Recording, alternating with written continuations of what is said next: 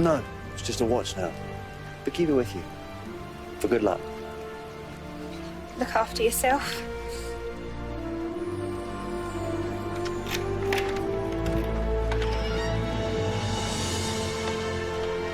You like this bit?